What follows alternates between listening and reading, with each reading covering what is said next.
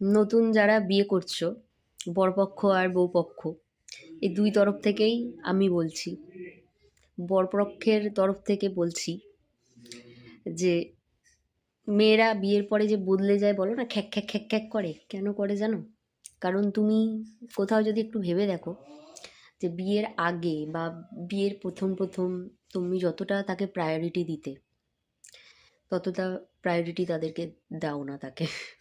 মানে তাকে যতটা বাবু সোনা খেয়েছো, বাবু ঘুমিয়েছো, বা তার শাশুড়ি বা শ্বশুরবাড়ির লোক কিছু বললে বা সে কষ্ট পেলে বা তার হাত কেটে গেলে যতটা কষ্ট দেখাতে তুমি, সেটা দেখাও না। তাই তার মনে হয় যে তুমি মনে হয় তাকে আর ভালোবাসো না। আর তো এটা হয় আর এখান থেকেই ম্যাক্সিমাম মেয়েরা অভিমানে কোপে ঝামেলা করে। সেম পাত্রীদের বলছি, আর একটা জিনিস হয়, সেটা হচ্ছে তোমার বর, তুমি ভাবো যে বাবা বিয়ের 1 মাস সে কত সুন্দর আমার যত্ন করতো, আর এখন বিয়ের যেই আস্তে আস্তে 1 বছর চলে যাচ্ছে, আমার বর তো আমার দিকে তাকাচ্ছেই না, আমি কষ্টে কাঁদছি, আমাকে তো বলছে না আমাকে ছাড়া বাঁচবে না, তুমি কেঁদো না আমার কান্না পেয়ে যাচ্ছে, বলছে না। জানো তো, ওর পরে না তোমার বর যেমন বিয়ে করার পর প্রমোশন হচ্ছে, নিশ্চয়ই তার অফিসেও প্রমোশন হয়।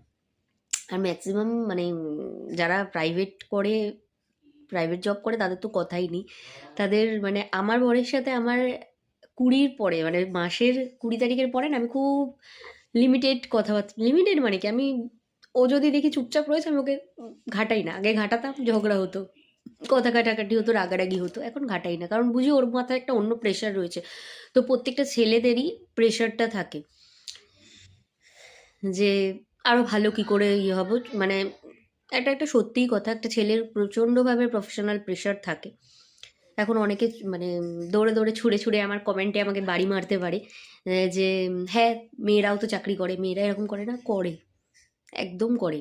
মেয়েরা রুড খুব কম হতে পারে বা অন্যভাবে প্রকাশ করে, ছেলেরা অন্য, বা দুজন আলাদা হতেই পারে, কিন্তু প্রেশার থাকে বা ভবিষ্যৎ সম্পর্কে অনেক চিন্তিত থাকে। তাই যেই মানুষটা তোমাকে এখন এরকম করছে, পরে নাও করতে পারে, কিন্তু তোমার দেখার দরকার সে তোমাকে রেসপেক্ট করছে কিনা। তো তুমি দেখো তুমি রেসপেক্ট হচ্ছ কিনা।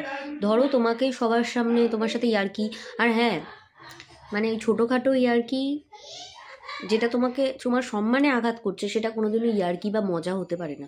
সেটা তোমাকে বিয়ের আগে থেকেই খেয়াল রাখতে হবে, ছেলে মেয়ে উভয়কেই বলছি। কারণ পরবর্তীকালে না এটা নিয়ে একটা বড় ঝামেলা হয়ে যেতে পারে বা খারাপ লেগে যেতে পারে, কার কখন কিসে খারাপ লাগে সেটা বলা যায় না। তো এটা প্রচণ্ডভাবে খেয়াল করো। ওই